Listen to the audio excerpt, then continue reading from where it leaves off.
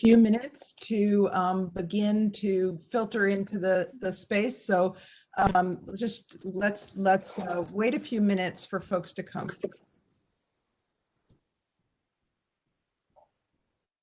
All right, I think we're going to get going.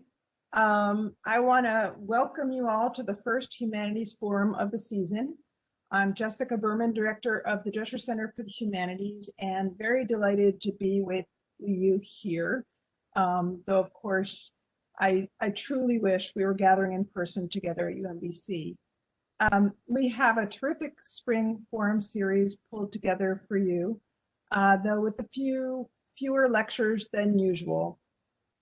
Please take a look at the schedule up on our website at dreschercenter.umbc.edu.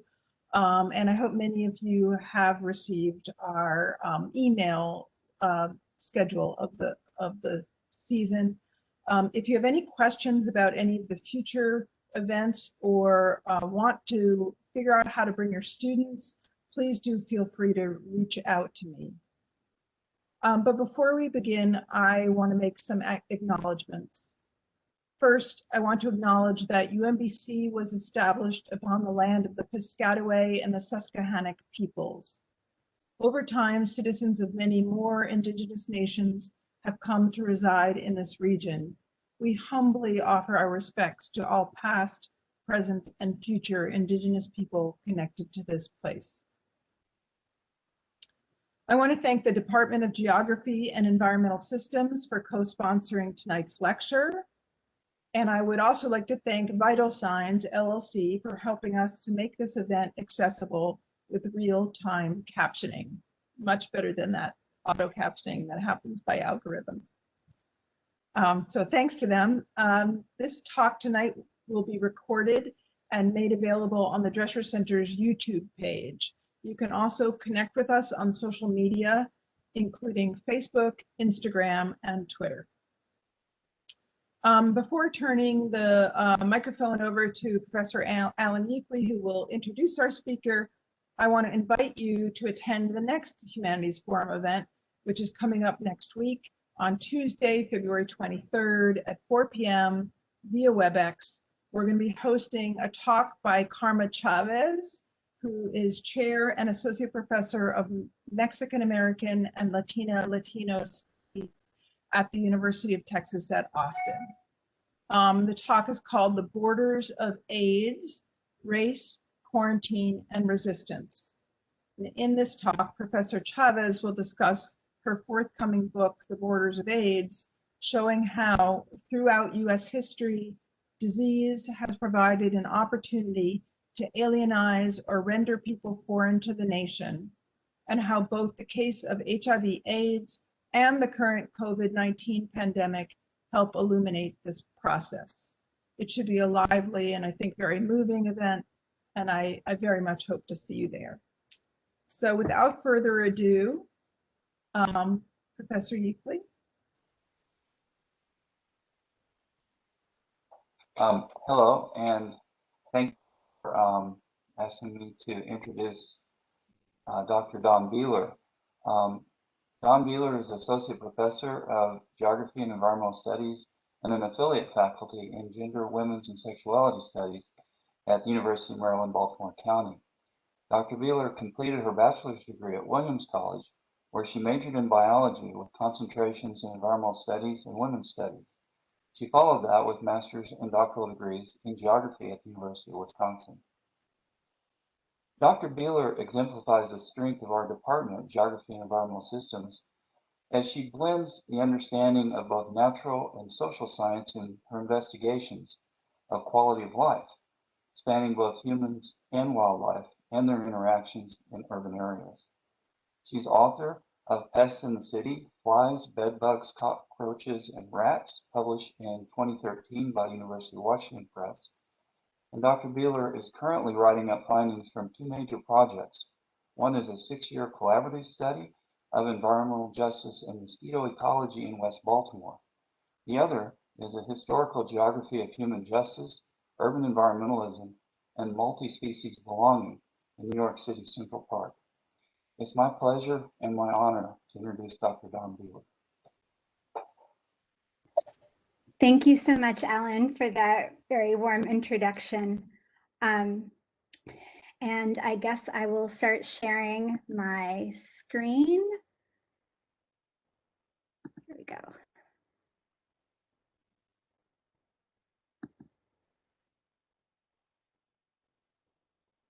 I'm assuming this is working.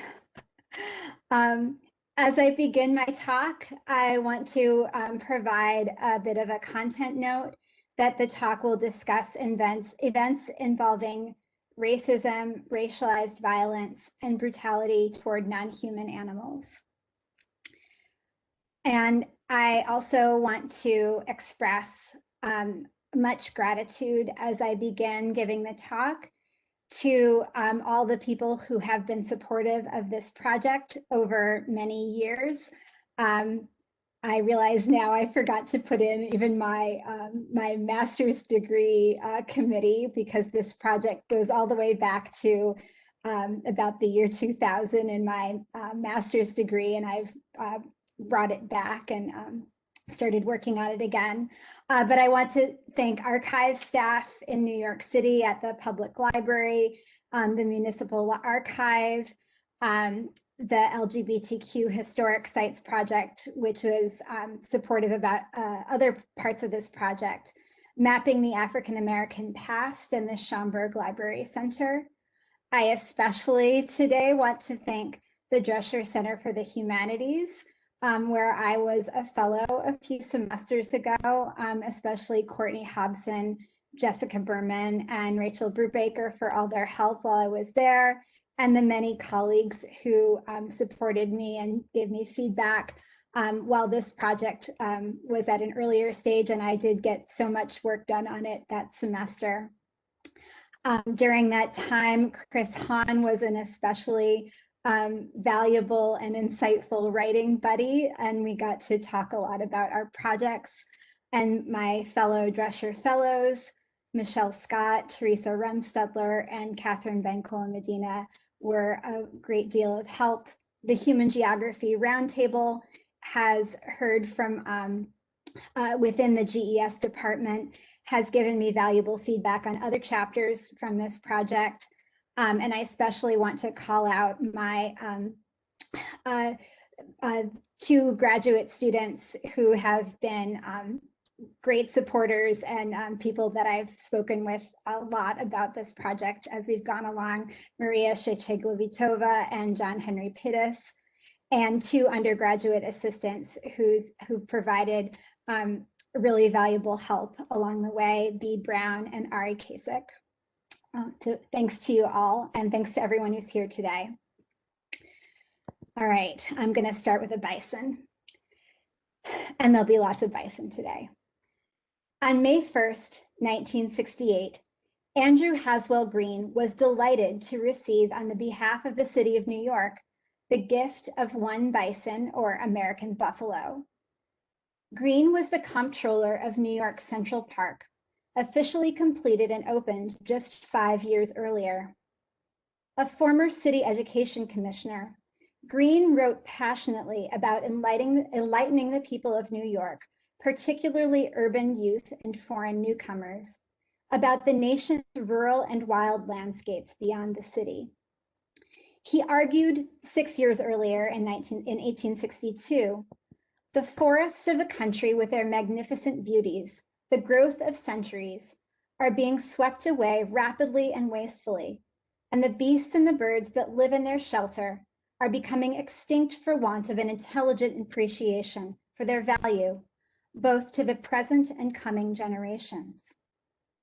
While bison were more associated with prairies than with forests, they were certainly among the beasts to which Green and other advocates for natural history education wished to expose East Coast city dwellers.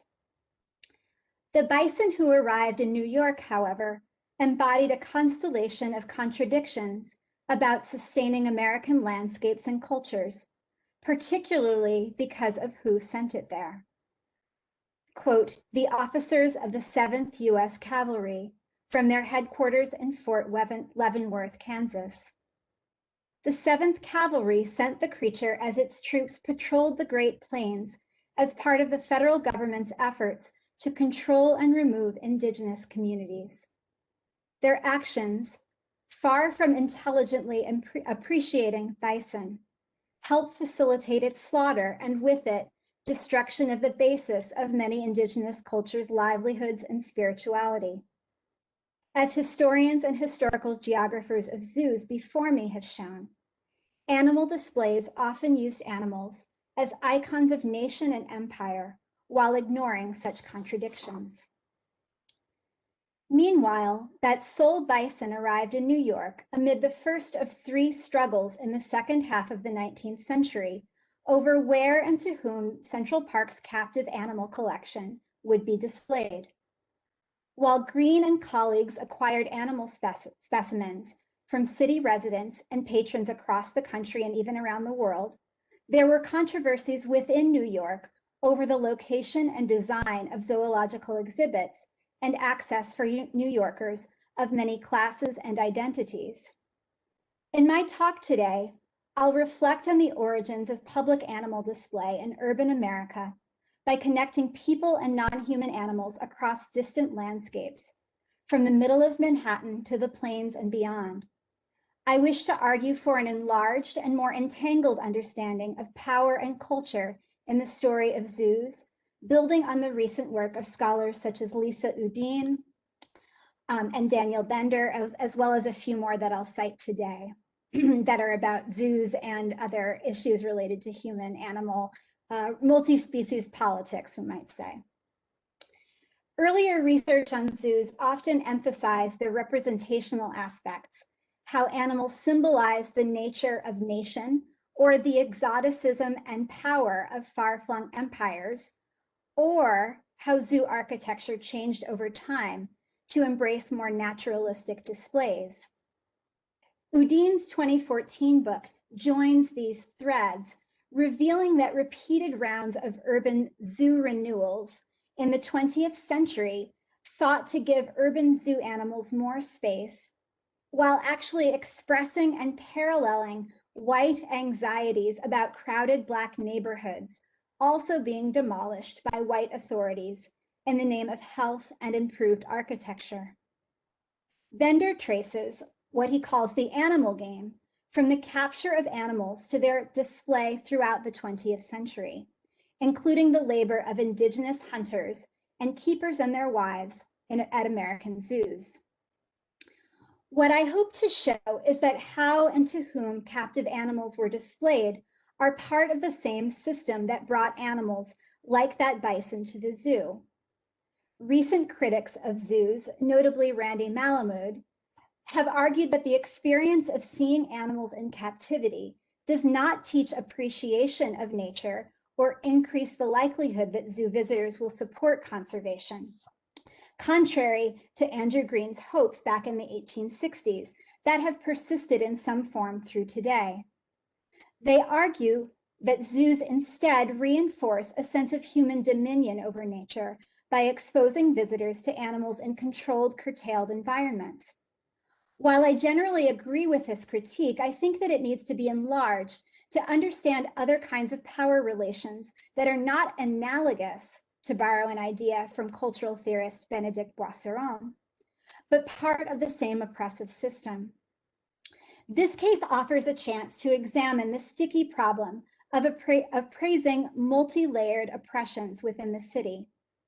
I use this 19th century example to show how the location and design of zoos cannot be disentangled from human power relationships. White elites endeavored to expand controls over animal, people, and land in growing empires beyond the city, and over private real estate and the use of public resources within the city. Animals like that bison embodied empire and put it on display, and were also objects of struggle between city elites and regular city dwellers. While I was conducting research for this project, I learned of an incident that helped me come to this idea that we need to examine captive animals through the lens of empire, from their capture to their display and struggles over access to them. This incident occurred 30-some years before the Kansas bison arrived, which was also well before the park was even proposed as an idea. And let's head down to the Bowery, which is at, for those of you who don't know Manhattan, it's way down at the southern tip of Manhattan, where we'll examine this incident. So in January of 1837, one Thomas Van Rensselaer of New York City reported to the American Anti-Slavery Society about a trip to the New York Zoological Institute's exhibit on the Bowery. Van Rensselaer says that he'd been, quote, very desirous to see the specimens of wild animals and hired a carriage to bring himself, his wife, and his children to the attraction. He wrote to Anti-Slavery Society agent H.C. Wright, quote, when I got to the front door to purchase a ticket, a well-dressed man gave me a very hard punch in the breast with his cane. While Van Rensselaer demanded to know the reason for this attack, the man summoned two security officers who seemed ready to arrest Van Rensselaer merely for seeking admission to the exhibit. The man at the door revealed that the Institute did not admit Black people like Van Rensselaer. The officers grabbed Van Rensselaer violently, but released him when he, quote, offered no resistance. The Anti-Slavery Society's newspaper, The Emancipator, called on allies in New York and visitors from abroad to boycott the Zoological Institute. One commentator suggested it be called the Slaveholder Zoological Institute for the race-based admission policies elaborated in its publications. Quote, the proprietors wish it to be understood that people of color are not permitted to enter except when in attendance upon children or families. The flyer did not specify the race of the children or families in question, but it was clear that Blacks were only allowed in to serve the convenience of white slavers or employers. Slavery had been outlawed in New York since 1827, but white visitors from slave states might bring enslaved caregivers, and free Blacks from free states might come as part of an employer's retinue. Wright and Van Rensselaer understood that the Institute's policy made a sharp statement about Blacks' personhood and belonging, perhaps even more pointedly than other spaces that excluded African Americans. I also suspect, though it's just a hunch, that Van Rensselaer and Wright planned the former's visit as a challenge to the Institute's policy. Anyway, part of what the Institute guarded jealously was the ostensibly superior and ontological position that a zoological exhibit affords the human visitor who gazes upon other beings in a controlled setting. Wright and Van Rensselaer struck back by comparing the Institute's proprietors unfavorably with the creatures on display. Wright proclaimed, it would seem that savage beasts are not only to be seen within, but that one more savage than the rest keeps the door. Van Rensselaer, for his part, said that he was grateful for having escaped the jaws of such savage beasts. The idea that the people who keep the door to zoological exhibits could themselves be savage beasts stuck with me, and I considered using this lens across the 19th century. Later attempts by Central Park authorities to create more exclusive spaces for the zoological collection were certainly less explicitly racist than the rules of the New York Zoological Institute in 1937, and less violent than the conduct of its clerk 30 years earlier. Zoo authorities like Green even paid lip service to democratic access and education, and to improving treatment and conditions for captive animals. But how did they keep the door, so to speak? Did the lives of the animals there uphold Green's and others' ideals? And what dynamics in New York shaped the location of the animal collection? And what was happening in distant ecological and social communities as park patrons took animals from them for donation to the park? Early visions of Central Park were marked by the prevailing theme of imitating, but then improving upon European parks and zoological gardens. In the 1840s, the American landscape architect Andrew Jackson Downing was among the first people to articulate a vision for a grand park in New York City, and he also called for it to contain a zoo. Influenced by English institutions, Downing hoped the new park would imitate the design of the exclusive landscaped estate, but would welcome people of all classes, reflecting, so he said, America's democratic ideals. Downing expected animals to teach Americans about nature and nation, and the zoological garden should exceed the standards of European science. Yet Downing seemed complacent about elitism creeping into his imagined park. Quote, zoological gardens like those of London and Paris would gradually be formed by private subscription or public funds, although subscription fees would likely exclude many potential zoogoers. Many European zoos began as royal collections that embodied courtly opulence and the monarch's imperial might. In the 19th century, science and nationalism gave rise to new pretexts for displaying animals from worldwide empires. The Garden of the Zoological Society of London derived from the royal menagerie of the Tower of London, and eventually collected animals from around the globe as icons of the British Empire. European zoos also expressed power by controlling who could encounter animals in a scientific setting. Although no longer the monarch's possession, British subscription gardens continued to limit access to those living symbols to wealthy patrons well into the 19th century. Downing believed that public parks in the US could democratize natural history by making encounters with wild and exotic animals available to all Americans. By the time of Downing's writing, many Americans already enjoyed private animal exhibits of a very different character, like the one that Thomas Van Rensselaer tried to gain access to. Since before the American Revolution, itinerant menageries had traveled the countryside, stopping in towns large and small to display bears and elephants, leopards and monkeys in tents on village greens. Many evolved into circuses. In larger cities, including New York, national companies such as Van Amberg's and P.T. Barnum's established permanent menageries.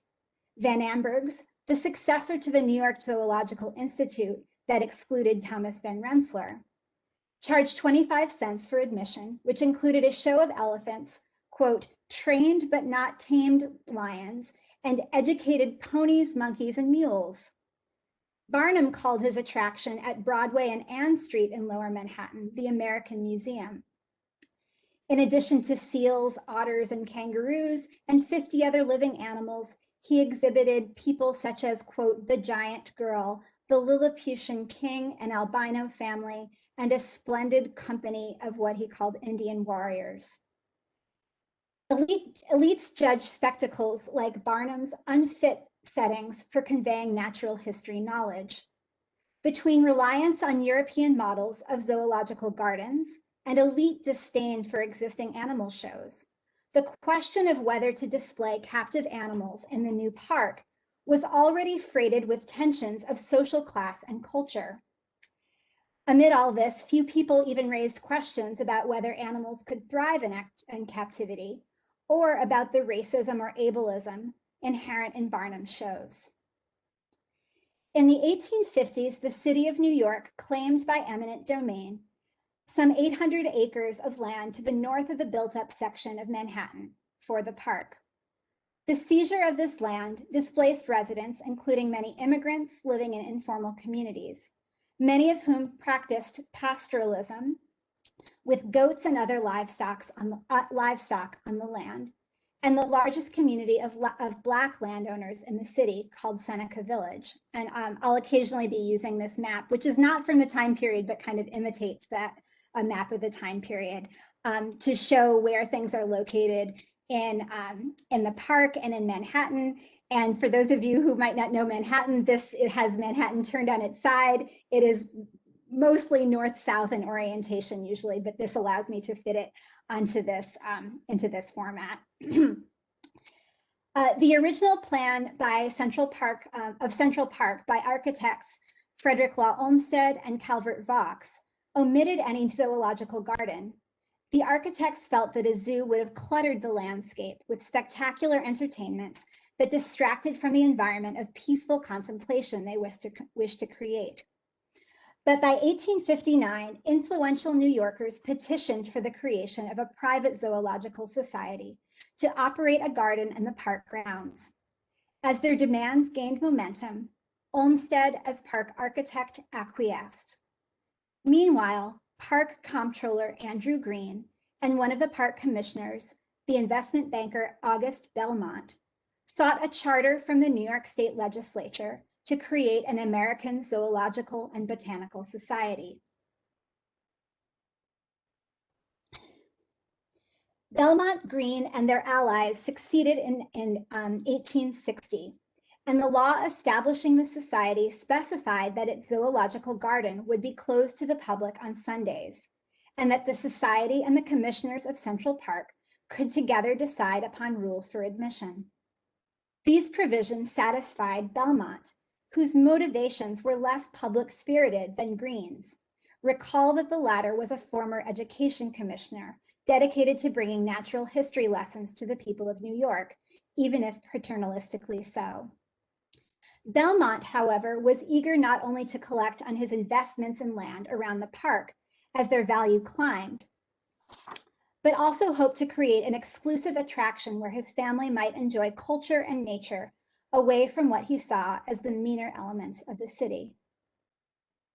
Before the newly established society could even act upon its charter, donors from within New York and across Europe began to donate living animals to the park. Many of those from New York were abandoned pets, which brings up a topic that I barely have time to touch upon today, the exotic pet trade that supplied creatures like birds and monkeys from South America, Africa, and Asia, which is another aspect of global empires. And I'll just mention that briefly here. It's a whole other area that I get into greater depth in the book manuscript.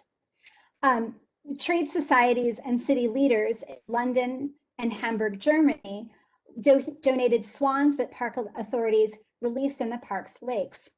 Soon, American military officers, hunters, adventurers, and various other patrons donated black bears and white rabbits, owls and pigeons, foxes and raccoons, monkeys, gazelles, which died within a few months, and a Galapagos, quote, Galapagos land turtle.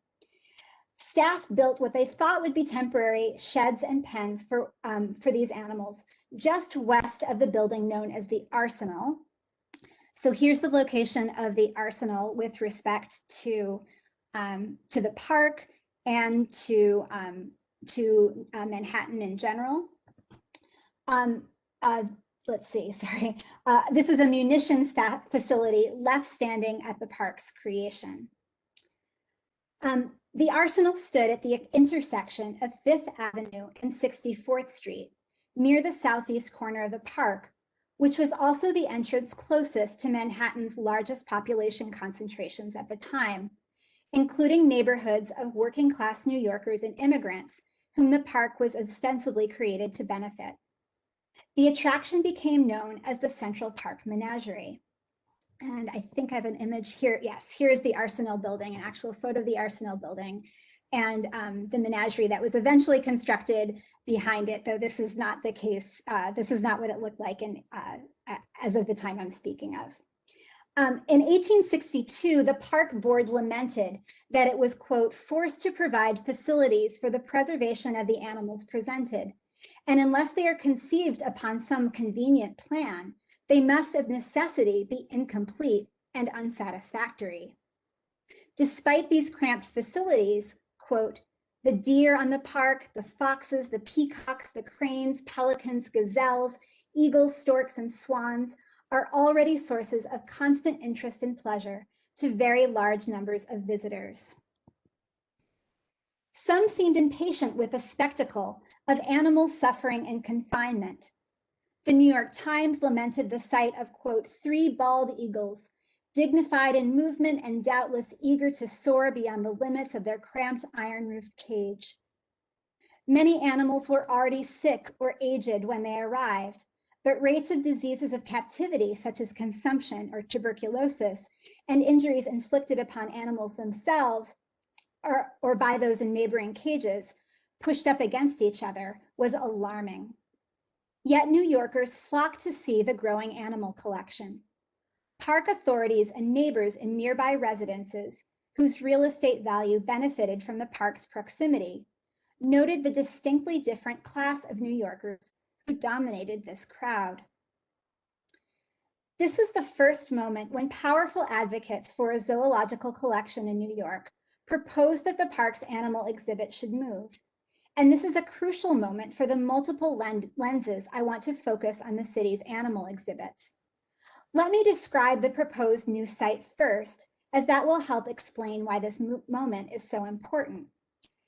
In 1864, the New York State Legislature allowed the commissioners of Central Park to annex a 19-acre area known as Manhattan Square, located just west of the park between 8th and 9th Avenues, bounded to the south and the north by 67th and 81st Streets, respectively. The law permitted the establishment of a zoological garden there, and Olmsted and Vaux, the architects, seized this opportunity to introduce their own plan for the site. And here's the plan. Olmsted later conceded that the area behind the arsenal had good southern exposure and was fairly protected from northern winds, conditions considered prerequisite for keeping animals healthy, particularly those from tropical climes. But Olmsted and Vaux insisted that this new site would allow visitors to encounter the zoological collection in a more open, naturalistic setting. The plan laid out an exercise yard for each animal, which the 5-acre arsenal site could not accommodate. Based in the science of the day, Olmsted and Vaux believed that the same design features that would provide the most enriching experience for human visitors would also ensure the animal's health. The proposed zoological garden was over a mile's walk to the northwest of the Menagerie at the time. You can see in this image the difference between those two sites, and also relative to all of Lower Manhattan. The site was far out of the way of many working class New Yorkers' walks home from work or an easy family outing. Furthermore, the commissioners hoped to charge a fee to limit traffic in buildings containing popular animals such as big cats. This plan that would benefit animals would deprive human New Yorkers, who had little say in the design of their city overall, of a free exhibit that they cherished, albeit one that harmed other beings. Upon releasing Olmsted and Vaux's new plan in 1866, the commissioners argued that, quote, the taste grows by what it feeds on, and thus habitual visits to the city park would foster New Yorkers' almost undeveloped capacity for enjoyment of broad, simple, natural lines, forms, and colors. In other words, although the Menagerie already drew crowds unequaled anywhere else in the park, New Yorkers were learning to appreciate the natural environs they experienced elsewhere in the park. So conditioned, the commissioners believed, New Yorkers would soon prefer that the zoological collection inhabit a more naturalistic landscape. The commissioners even predicted that New Yorkers would gradually abandon what they saw as mean spectacles, such as Van Amberg's and Barnum's, and choose to encounter animals in a more contemplative way. As groundbreaking began, park supporters donated a number of new animals to the growing collection, and this is when the bison arrived from Kansas, along with a few other creatures from notable figures engaged with white invasion of the rest of the continent. I'll elaborate first on the bison's provenance and how its origins speak to the networks of power with which Central Park was enmeshed. The Seventh Cavalry, in case you're not familiar with the history of that of the cavalry that donated the bison, ranged through Kansas and the Great Plains from its beginnings just after the Civil War, as part of the federal government's efforts to remove indigenous communities, such as the Kiowa, Cheyenne, Arapaho, and Comanche. Its regiments helped clear a path for white settlement through direct violence against indigenous people, but also by protecting bison hunting and railway enterprises that decimated the basis of many Plains societies' livelihoods and spirituality. Bison were also the basis of some Plains peoples' claims to the land, based on treaties that held, quote, so long as the buffalo may range thereon in such numbers as to justify the chase. Yet Plains communities, their economies distorted by capitalist incursions, and even more so, white market hunters, continued to slaughter thousands of bison each year to sell mostly just their hides to European Americans. The Seventh Cavalry played a leading role in severing connections among bison, the Plains, and Plains peoples, such as the Kiowa and Lakota, who considered bison blood relatives. As the bison made its way by railroad, the individual bison made its way by railroad to New York from Kansas, Kiowa people were starving for lack of access to bison herds, an outcome which served the aims of the Army and settlers. Yet Green and other advocates for a zoological collection in Central Park were optimistic that this bison, spared slaughter on the plains, would help educate and entertain people in New York. On the surface and in the eyes of New Yorkers who supported the Zoological Society and the Landscape Zoological Garden at Manhattan Square, such donations seemed to uphold Green's pedagogical goals, that of collecting animals that might spark New Yorkers' appreciation for the disappearing Western wilderness and for the animals that live there. In this case, however, such animals embodied jarring contradictions between the invasion and destruction of habitats and the preservation of iconic specimens. Human agents of the United States overland empire, like the Seventh Cavalry, used animals as living icons of conquest and control over Western nature. In the years surrounding the Seventh Cavalry's bison donation to the park, other patrons would themselves become icons of empire and encroaching capitalism. And they captured and sent pronghorn antelope, grizzly bears, a mating pair of prairie dogs, and elk, and additional bison, which eventually produced young in Central Park. Thomas C. Durant helped finance the Union Pacific Railroad as it split the plains, including bison habitat and Plains peoples' territories, and enabled the conquest of Plains peoples and the sale of millions of bison hides on the market. The same year as the Seventh Cavalry's bison arrived, Durant sent the grizzly bear, who went on to delight visitors with her playful antics.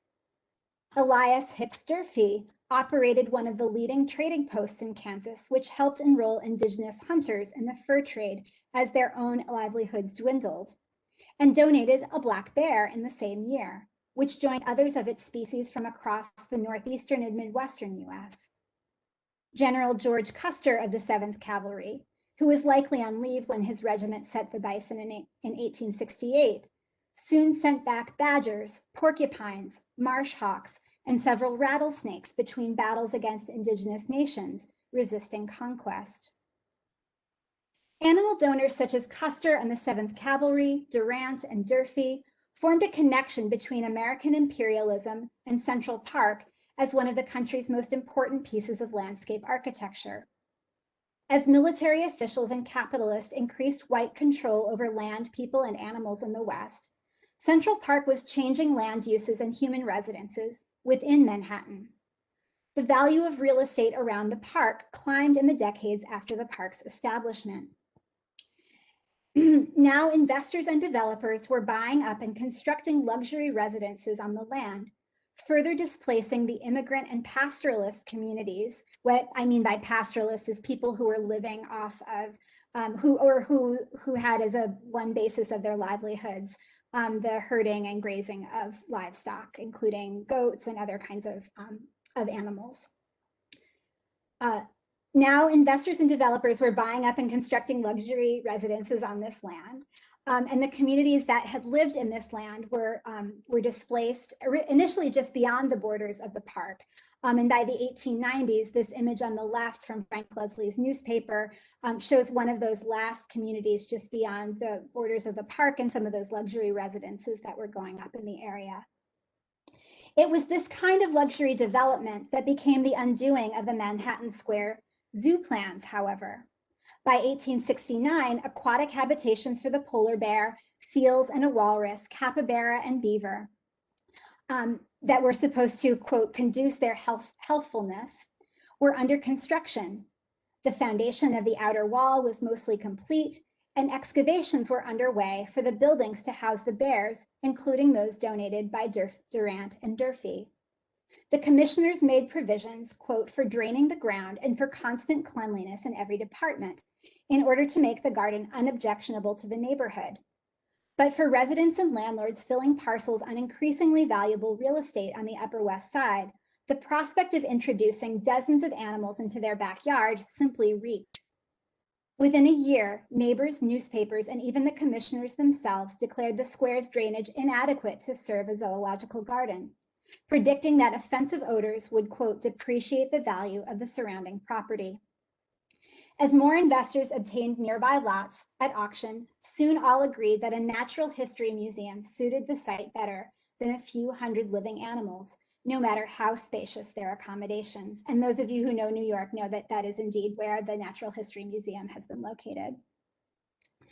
Upon the community's rejection of Olmsted and Vaux's Manhattan Square plan, the Parks Department attempted to relocate the zoological collection to 48 acres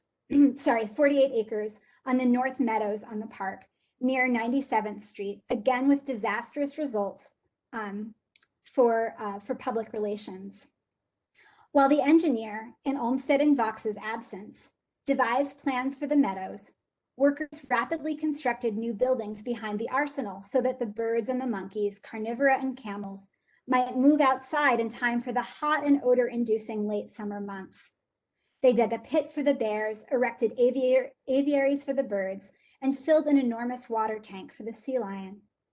The northern site more than doubled the area proposed for Manhattan Square, allowing room for more animals as donors delivered more animals each week. About 230 new mammals, birds, and reptiles arrived in 1869 alone, although 40 of these died in part from the poor conditions before the park commissioners could even publish their list in that year's annual report. Ungulates such as deer, quote, Indian cows, and the bison soon found themselves in scattered pens or tethered periodically in both, quote, sylvan groves and grassy lawns. The Northern Zoo itself soon presented the same landscape problems that plagued most sites on the park proper.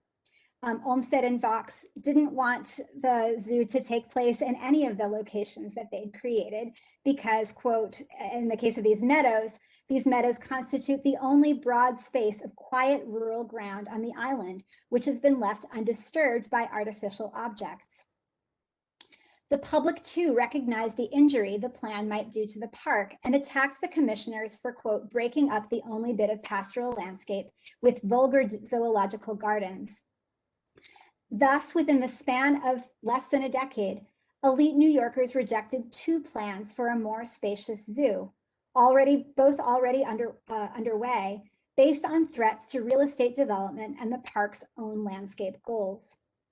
Both of these plans would have been less accessible to poor New Yorkers than the Arsenal site anyway.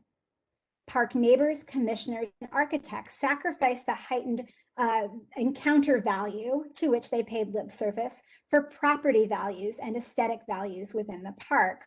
In other words, the value of the lives and the comfort of those animals was worth less than the value of those sites on the park. Thus, a growing number of captive animals remained confined to a crowded pocket within Manhattan, where they still held value for the throngs of visitors coming from lower Manhattan. Staff had built cages behind the arsenal as a stopgap measure during the preparation of the other sites for the zoological collection. But by 1871, park administrators acknowledged that the cages would be permanent. Many New Yorkers seemed unfazed by the failed plans and perhaps were relieved that the attraction would remain nearer their homes and offer free admission. Park administrators took some steps to improve the menagerie's operations and appearance. On a spring day in 1871, the New York Times complimented the arsenal's touched-up paint and the clean cages and new building in back, while also remarking on the, quote, uncomfortable density of the human crowds gathered around the bear cages to gape at a mother grizzly tumbling about with her cub. The throngs gathered to see a rhinoceros were forced to line up single file and enjoy only a glance at the beast as they passed.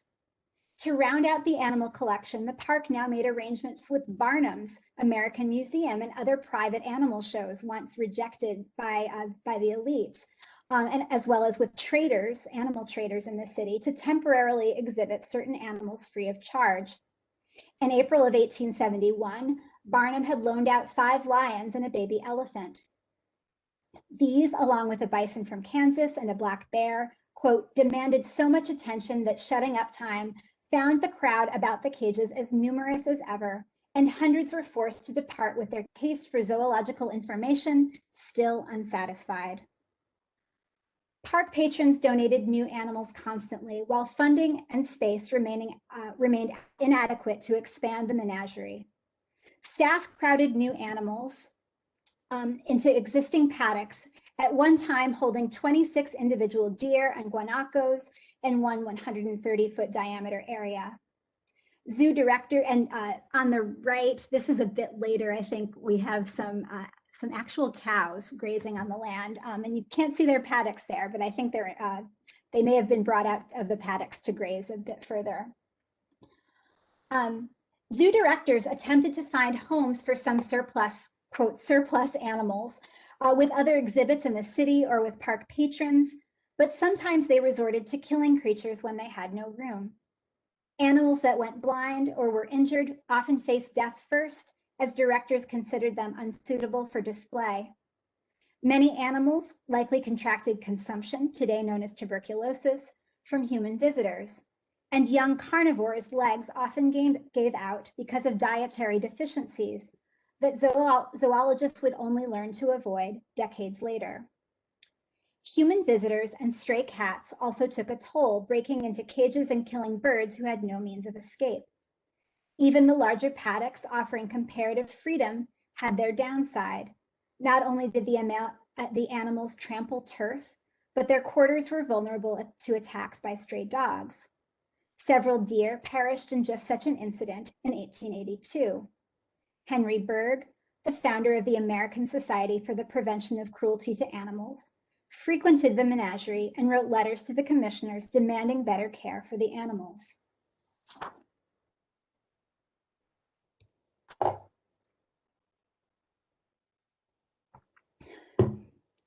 Captivity differed from life in the wild, not only because it confined animals to tight spaces and exposed them to injury and disease.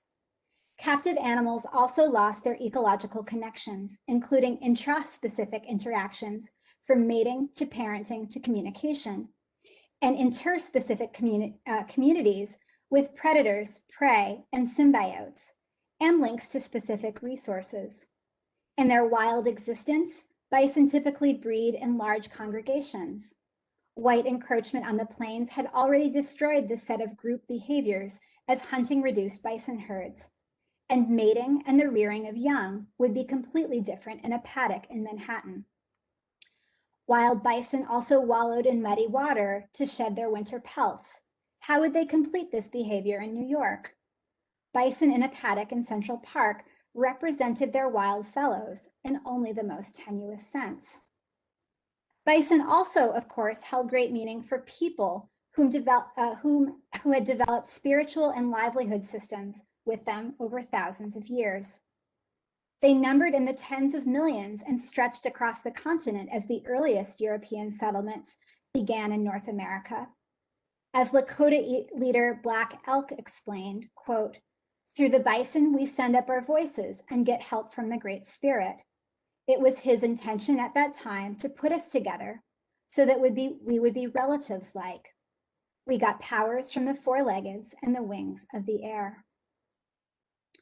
Menagerie animals lived with very different human communities, under the eyes of an endless train of human spectators, many of whom visited frequently.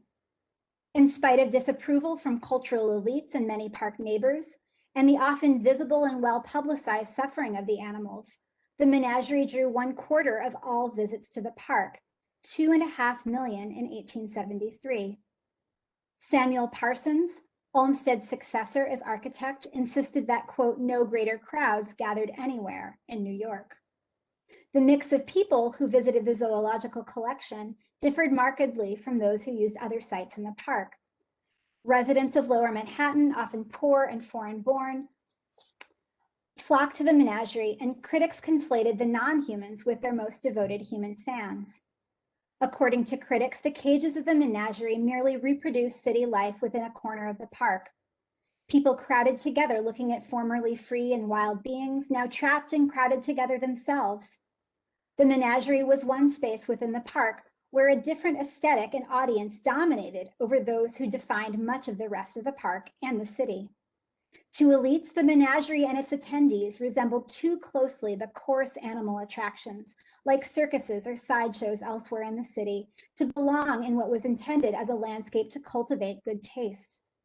In the case of Thomas Van Rensselaer, the New York Zoological Institute tried to exclude and marginalize some human spectators to deprive them of access to the superior position afforded by looking at cage-dominated animals. Now that poor and immigrant spectators dominated the landscape at Central Park Menagerie, elites dismissed and insulted their way of looking at caged animals. For New Yorkers like Olmsted and August Belmont, captive animals should serve a particular kind of enlightenment. But visitors from Lower Manhattan may have sought other kinds of feelings there. The historian Kathy Pais emphasizes that unmarried women from low-income and immigrant families in the late 19th and early 20th centuries claimed public spaces like the Menagerie and the park in general to resist patriarchal family structure. Many of these young women lived with parents and siblings and were expected to provide both productive and reproductive labor, work in the sweatshop or the streets or elite women's houses, along with housework in their often crowded homes. In their leisure time, these women made places for themselves at the many, quote, cheap amusements New York had to offer. Those who saw only confinement failed to account for the ways the poor, and especially poor women, made their own kind of freedom in the city, joining the crowds gazing at animals in the Menagerie. Their amusement and encounters with these animals entangled with confinement of more and more creatures that forged fleshy bonds between overland and overseas empires. In 1875, an adolescent Teddy Roosevelt sent a woodchuck and an alligator that he'd captured on family vacations, early expressions of his muscular style of conservation. Overseas agents from Panama to the Pacific sent back exotic creatures that symbolized the United States' global reach. Visitors to the exhibit, however, may not have received the lessons that natural history advocates intended. Even coverage of the Menagerie in the New York Times seldom connected animals to their native habitats. It would take until almost 1900 for an animal exhibit in New York to undertake Andrew Green's educational and scientific mission in a comprehensive way. While the Menagerie remained a feature of daily life in Manhattan, New York elites thrilled at the prospect of a new institution that would deserve, according to them, the title of a zoological park. A renewed campaign led by the New York's Boone and Crockett Club began in the 1890s and finally resulted in what is today known as the Bronx Zoo. And that doesn't even fall onto this map of Manhattan, so I put that rectangle on the larger map there. The New York Zoological Park in the Bronx surpassed every zoological collection in the world in terms of both the size and the naturalism of the landscape it would inhabit. It separated humans from non-human animals, and sometimes predators from prey, with moats and barely visible wire fences rather than iron bars, and occupied 265 acres in the Bronx Park. Positive appraisals of the new zoo often centered on its lack of visible types of cages. Bison would live in what the new zoo called a range, rather than in a paddock. Furthermore, the park promised to accomplish for American nature what the Central Park Menagerie could not, to replenish decimated wildlife populations. Indeed, in 1907, Society members celebrated the successful release of bison from their breeding program into preserves throughout the Northern Plains. The bill to create the Society and grant it space in one of the outer borough parks also provided for the transfer of animals from the Menagerie to the Society. The new zoological park would be far less accessible to Lower Manhattan residents than the Menagerie, but, quote, but the Society and its supporters believed that the animals would live better, more natural conditions on the new site. One New York animal lover wrote to the society, quote, "I am very fond of animals. They are better than men. Please relieve the Central Park innocent victims as soon as you can." Such misanthropy was not unanimous, but the writer articulated a very real tension between animal welfare ideas and access for the poor. Residents of the city's poorest districts acted through their elders to vanquish the society's plans, quote, to deprive boys and girls and their parents from coming over a few blocks from the east side to enjoy cheaply and quickly the attractions of the Menagerie. The Menagerie remained popular, perhaps mostly due to its accessibility to Manhattan's poor, but also because the island's residents remained loyal to the animals in their backyard, often looking forward to visiting particular individuals. In 1903, 3 years after the park in the Bronx opened, Menagerie officials reported that in the previous year, 3 million people had visited its 381 mammals, 498 birds, and 59 reptiles, including a new prairie dog den and other expanded and, quote, more humane cages. The Menagerie could not simulate expansive American nature the way the Bronx Zoo could, and animals certainly lived healthier, better lives in more open, less circumscribed spaces. Yet frequent visitors to the Menagerie were devoted to these individual creatures, even as captivity curtailed the animals' being, whether or not the audiences appreciated their slaughtered forebears and the American wilds they represented. In the southeastern corner of the park, the poorest Manhattanites again kept their connection to almost 1,000 other beings. And I'm going to wrap up soon. In the second half of the 19th century, elite Americans and their institutions exerted ever greater power over animals, their habitats, and the ways other people interacted with them. At Central Park, people like Andrew Green and Frederick Law Olmsted endeavored to use their power to eke out space for a zoological garden. They hoped for an institution where city dwellers could encounter and learn about wild animals, and that would nurture both humans and non-humans in a pocket of green landscape that added to the park's natural character, rather than reverting acres back to the built-up city.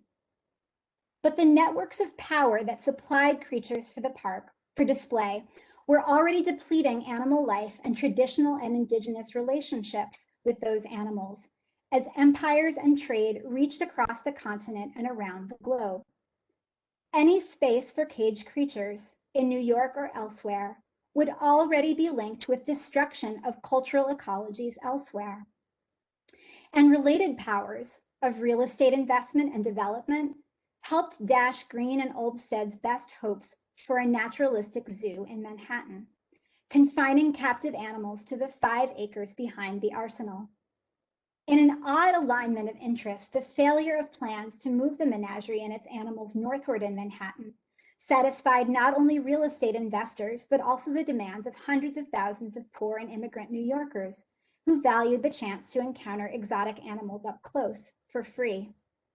The power of those crowds also kept the Menagerie animals in place, even as the new zoological garden in the Bronx offered expanded habitat. And these human crowds changed the animals themselves by perpetuating their confinement and conditioning them to a new set of interspecies contact. Amid these contests of human power, animals performed a constricted set of behaviors within a simplified environment, eating what food they were given, straining against the bars of their cages, breeding with the mates that were present, nurturing young however they could. Elites cast animals' curtailed lives and those of new human city dwellers according to the same narrative about the unnatural ills of urban space, and crusaded to save them all, which also made it easy to imply that confining captivity was the fault of tasteless urban masses. But as Bénédicte Boisseron argues in her book Afro Dog, oppression of people and animals often belong to the same system, but deserve to be understood as distinct, without analog. Visiting the Menagerie was one way for New York's poor and marginalized to seize public space and connect with other beings in a way that was meaningful for them. The park commissioners and 2 publicly chartered zoological societies offered nothing better and more accessible, but persistently attempted to take away this source of entertainment and interspecies connection. And meanwhile, human communities far away were far poorer for the loss of land and animals, whose few precious remaining representatives found themselves confined in New York. Thank you. That's all.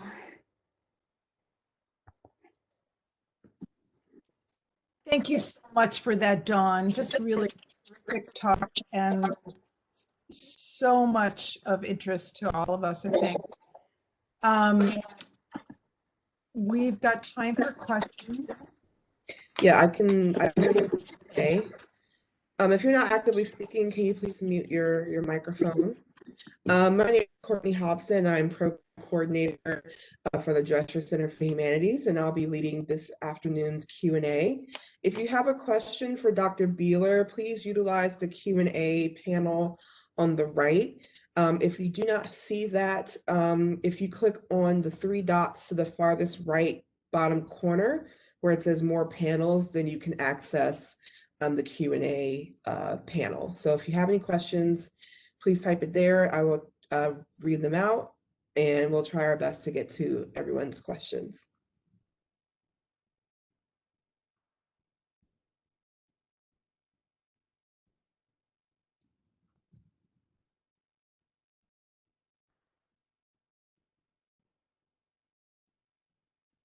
Any comments or questions from the audience? Oh, okay, I have one. Okay, so this is a question from Sophia Posadente. She asks, could you elaborate more on the relationship between the original zoo and women specifically? Thanks for that great question. And I have to say that a lot of I have to acknowledge another scholar whose ideas were really important in helping me form this answer and some of what I said in the talk about women. And that is Kathy Pais, who I believe was a UMBC professor a long time ago before she left for another position in maybe Pennsylvania. Anyway, she wrote a book called Cheap Amusements. And that book really got me thinking about how, and she wrote a lot about how women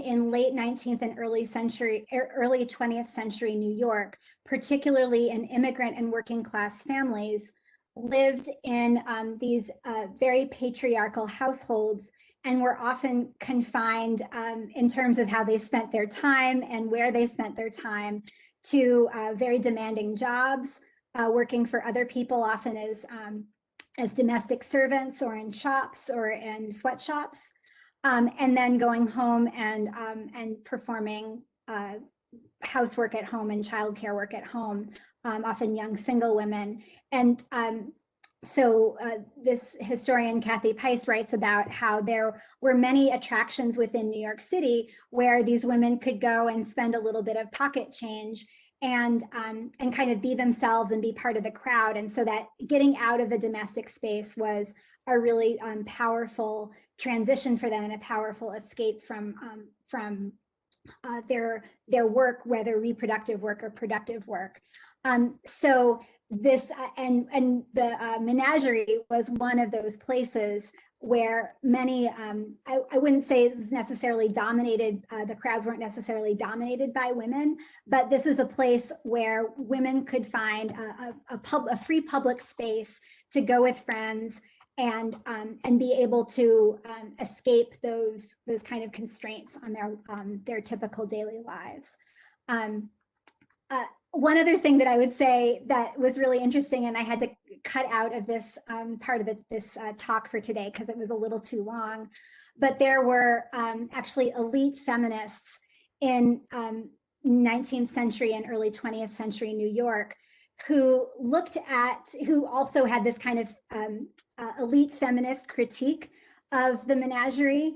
And there was actually one who wrote a whole book about how she used the park as an escape, but she hated the Menagerie and she hated seeing the deer in paddocks because it reminded her kind of how she was confined.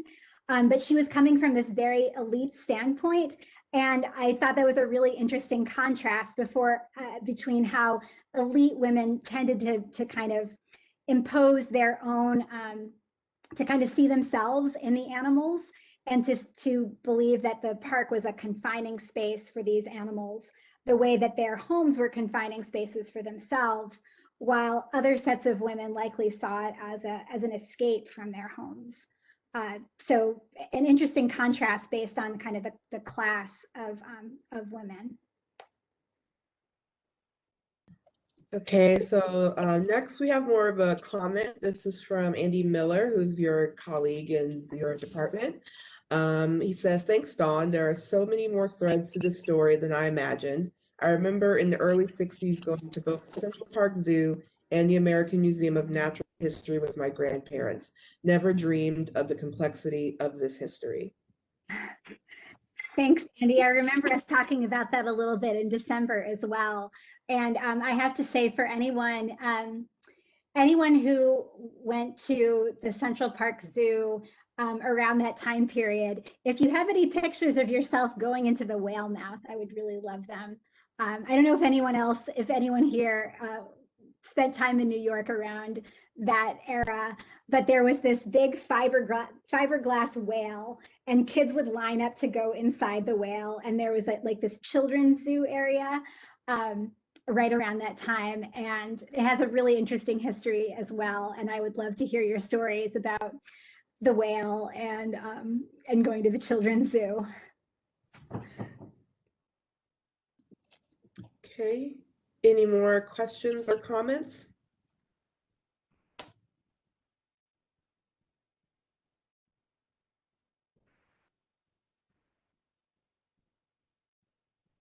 Oh, here we go. Here's a question from Jamie Barrett. Hi, Dawn. Great as always. Can you speak to the way cattle were used as an imperial object and are used today to excuse slaughter of protected species? Your talk of bison brings to mind catalos, and other forms of European contamination. That's a really great question, Jamie. And I am not fully prepared to answer like a question about that phase of the history, but definitely there's, I included in that set of literature that I've been consulting a book called The Destruction of the Bison by the environmental historian Andrew Eisenberg. And there are also, let's see, David Posthumus is an anthropologist who's written about Lakota and other peoples for whom bison were really important.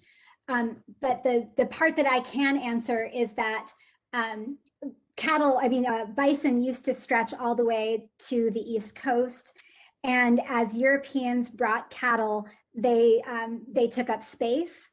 And so there was a desire among European settlers and early Americans, white Americans, to control agricultural space in a way that ended up displacing the bison. And also those cattle brought diseases that spread to the bison. And I actually think I have those numbers close by or I might have some numbers right up on my screen because I was reminding myself of those numbers earlier today. So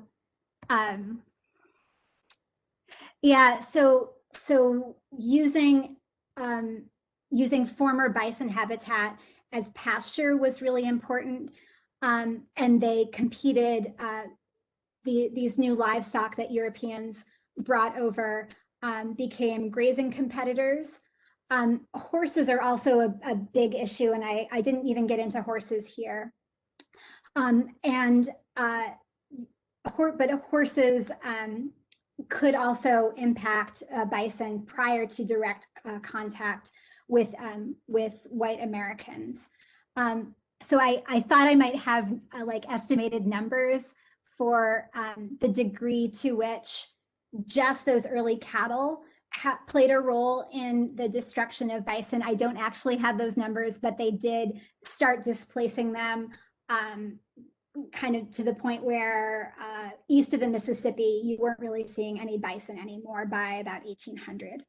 That was a really long-winded and roundabout way of answering your question. I wanted to consult this. There's some great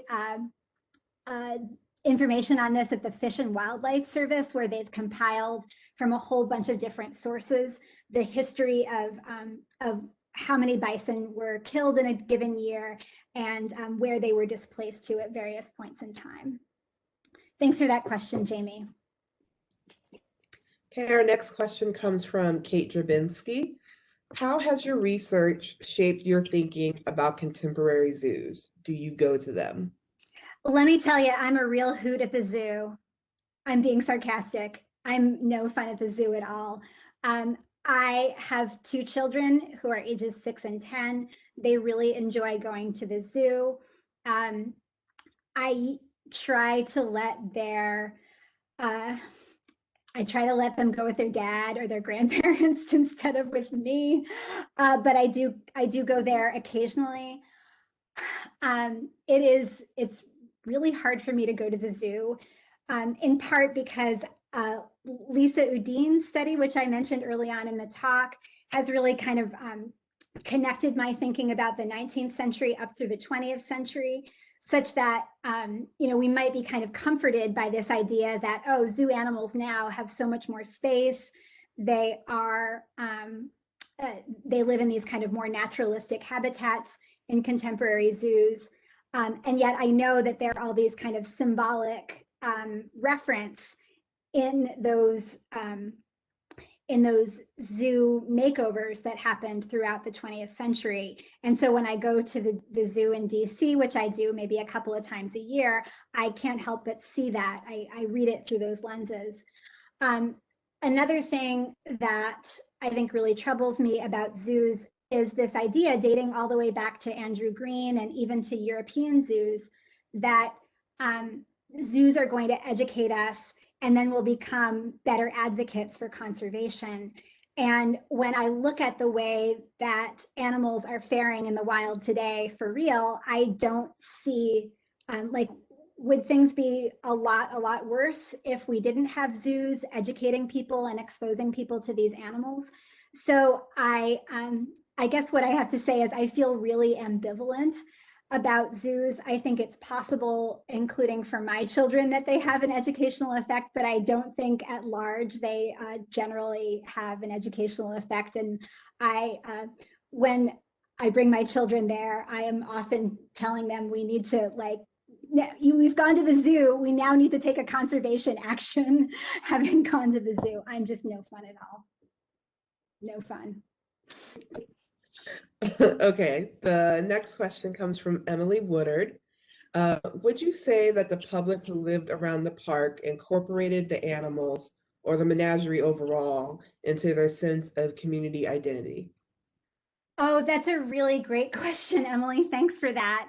I would say in the 19th century, we have a lot of examples of the people who lived right across Fifth Avenue from the zoo. So that's right outside the park. A lot of people being really upset about the menagerie, and I didn't have time or space to incorporate this into the talk today, but there were people who complained about the smell and the noise, the just natural behaviors of animals defecating and urinating and growling at all the hours of the night, and behaviors that might also have been exacerbated by the fact that they were in a zoo and didn't have feedings at the time that they wanted to. So there were a lot of complaints from those neighbors right across from the zoo.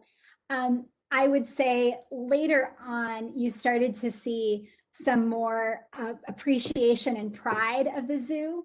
And a former governor of the state of New York, after his retirement from being governor, actually lived across the street from the zoo in that same neighborhood right around Fifth Avenue and 64th Street. And he was I want to say this is 1934, he was made he was given this honorary title of the official night superintendent of the park, of the zoo. He was given like a big key, as you might imagine, to the zoo. And he was kind of the ambassador between the zoo and the neighborhood, trying to improve the zoo's reputation and have the neighbors not be so angry when animals would be growling at all hours of the night. Even then, Al Smith, that former governor, did have to field a lot of calls from his neighbors and petitions complaining about the smell and the growling. And he was a very kind of folksy person.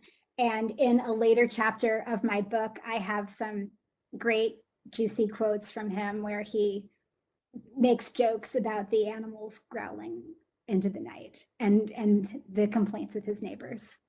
He said things like, if you ever get worried about those lions, give me a call. Okay, for the sake of time, I'm going to cut the questions off at Emma Gilligan. Oh, no, Yolanda Valencia just got her question in under the wire. So that'll be the last question to be submitted. Okay, so the next question, hold on, lost my place. Okay, it's another question from Sofia Posadente. I was also curious about the upscaling gentrification of the area around the menagerie that caused it to relocate. Did the property initially gain more value because of its proximity to the menagerie, or were there other factors involved? I think it was largely proximity to the park itself that that increased the property value on the borders of the park, not so much the menagerie. I think the menagerie was really in tension with a tension between the decline in property values that the menagerie's proximity might cause versus just being able to be so close to the park and have the views of the park.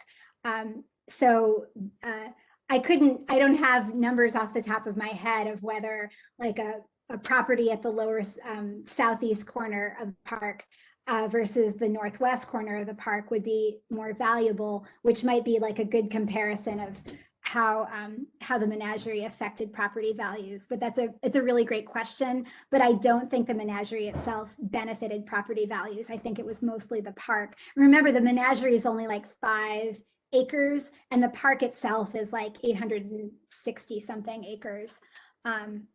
So it's really mostly the park that's stimulating the rise in property values and the gentrification. Okay, next question comes from Chris Hahn.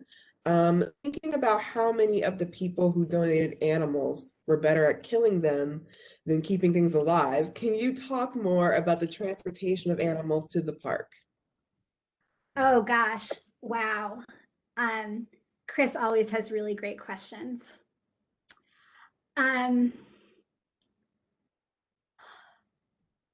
So the transportation of animals to the park. So I mean, that is going on at many different scales. When I initially heard you say the transportation, I was thinking, okay, from some apartment building where someone had like an aquarium full of, I'm serious about this, alligators. Like they had baby alligators in an aquarium in an apartment building on the west side of the park. So I was initially thinking of that, like this guy, the superintendent of this building is like, I've got to get these alligators out of here before they get too big. And how do they get transported just across the park into the menagerie? That's the initial thing that I thought about. But then I thought about like, how did they get to Manhattan in the first place?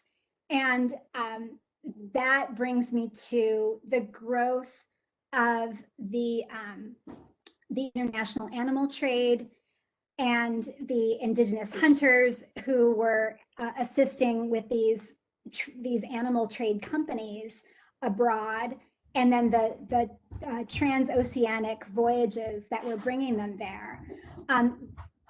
I don't have statistics, so that would be a very valuable thing for me to draw up statistics of. I have all the records where I could do this, but death rates on those transoceanic voyages of these animals was very high, so high that in the 1930s, there was a director of the Menagerie who actually faked death records of some of the animals in order to sell them himself on the side. And he got away with it because it didn't inflate the death rate to anything that was out of the ordinary. So many, many animals were dying in transit, and they were generally coming, those that were coming from abroad were coming on ships. And there were often indigenous staff coming from South America, Africa, or Asia, along with American staff who were tending to those animals on the ship. I do have some case studies of kind of the rushing around they had to do to notice that this animal over here was unhealthy, and we've got to do something about this llama, or we've got to do something about this gazelle who's looking sick. So there was a lot of rushing around by these staff trying to make sure these animals coming over on the ships were healthy, but they ended up, very large numbers of them ended up dying before they reached New York. And then getting from their, the people who donated them, from the patrons to the park, was another perilous journey, but usually much shorter. And there were some fairly experienced staff at the Menagerie who were able to like go over to that apartment on the west side and get those 5 baby alligators before they outgrew their tank, that kind of thing.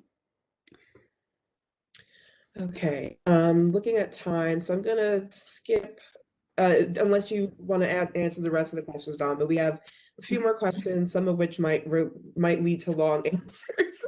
So, I tend to give really long answers because like it triggers this like chain of associations in my mind, and I'm like, oh yeah, there was that one time when there were baby alligators in a tank. So I would just say Bambi Chapin and David Mitch, if you all want to contact Dawn with your questions, because I think those are interesting questions, but they might be a little bit longer answers, that Dawn would be able to answer your questions that way. A question from Liz Patton. Do you think the type of animals in captivity reflected American or European ideals about class?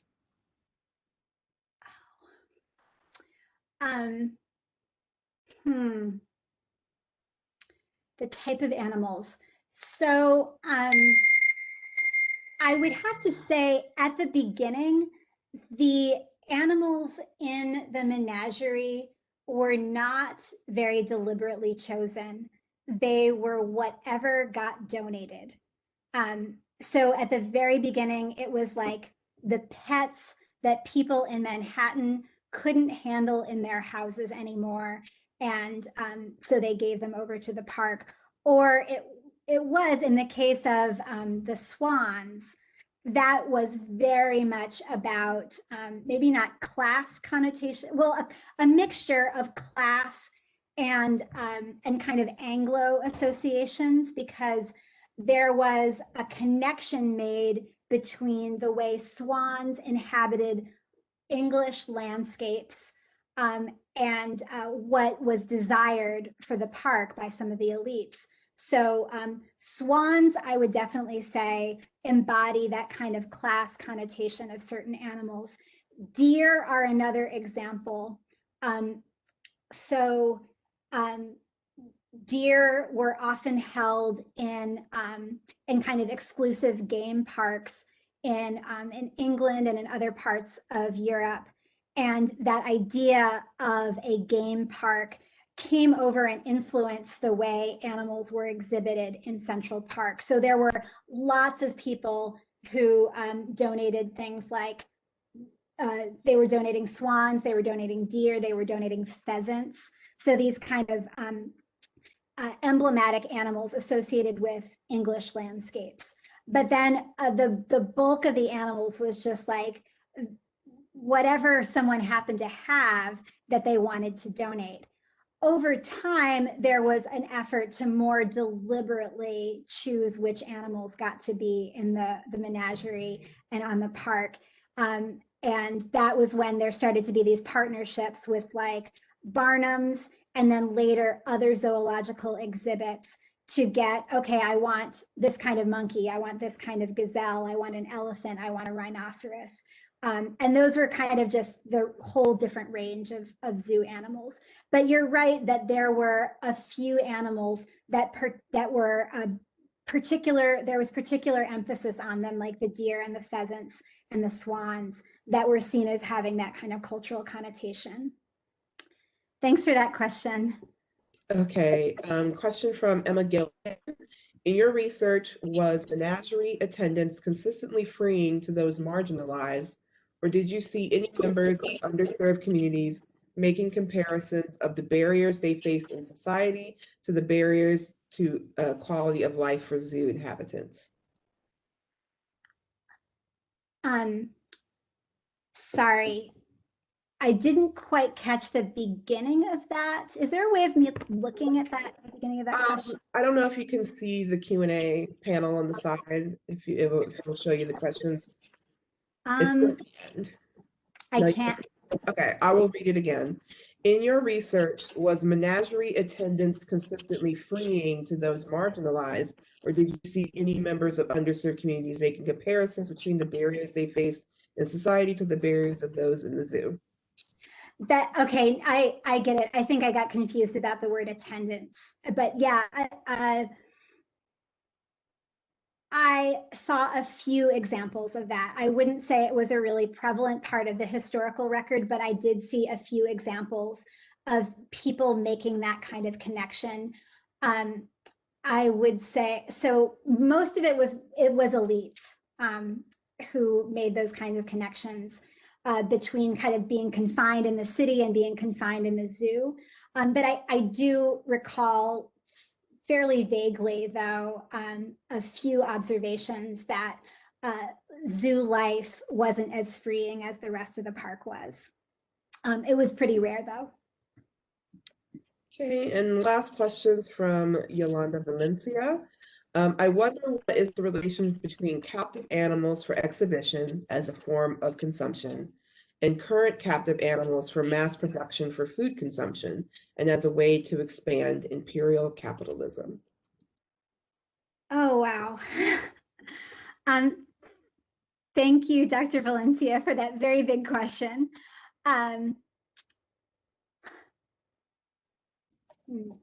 Is that another one where it's like, oh, it's a larger conversation? Yeah, I mean, there's a lot in there. And so animal geographers have said a lot about these different kinds of connections. And I don't remember whether Dr. Valencia had joined our faculty yet when we had this big discussion, thanks to one of John Pittis's articles that he was working on about some of the animal geographies literature. But there's some great animal geographies literature about the valuing of animals. And so I would, and how capitalism has enabled different modes of valuing different animals. And I think that is a really good, there are a couple particular articles that talk about that, those different kinds of values. And I would love to have a longer conversation with you. I think my mind is going a little bit to mush from being on video conference for a bit too long, but I would love to have a longer conversation with you about how animal geographers talk about the way capitalism values animals. I do think, I had a thought and then it's like almost escaping my mind. I do think that even though like people coming to the zoo, not having to pay for their admission, I think there's still a story about capitalism there, in that those animals become symbolic of global capitalism and the continental reach of the American empire. So I think there's a lot to say there about the comparison you're drawing, and I'd love to talk with you about it more. And I should stop there.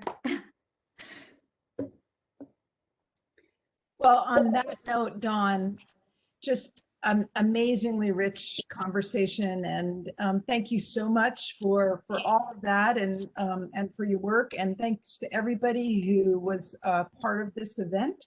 You've kicked off the Humanities Forum series in a grand way.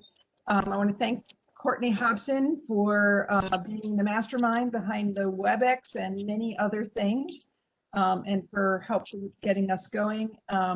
And I hope we'll see many of you again at the next Humanities Forum talk.